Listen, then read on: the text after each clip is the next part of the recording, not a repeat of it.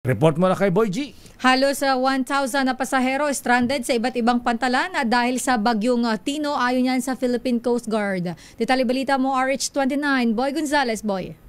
Mr. L. Lakay Deo, halos 1,000 pasahero, truck driver at cargo helper ang na-stranded sa iba't ibang pantalan sa bansa matapos suspendin ang biyahe ng mga barko at motor bangka dahil sa masamang panahon dulot ng bagyong Tino.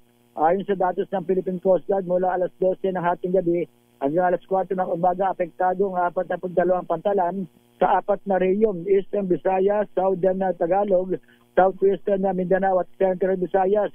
Pinakamaraming naitalang stranded sa Eastern Visayas na may 578 pasahero, 248 rolling cargos at 2 barko.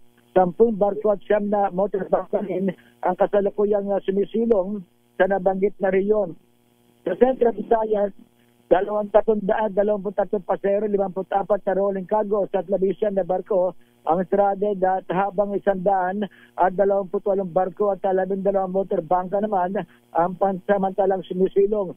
Naitala rin ng PCG ang 6% na pasahero at 2 barko na stranded sa Southern Tagalog at 18 pasahero at 1 barko sa Southwestern na Mindanao.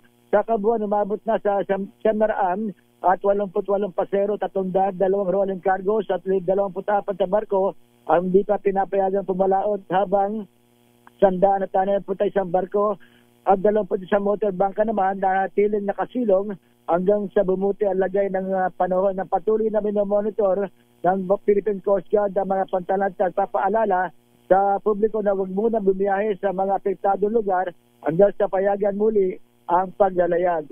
Ito si Boy Gonzales para sa isa Region sa Pilipinas, una sa Pilipino. Maraming salamat, Boy Gonzales.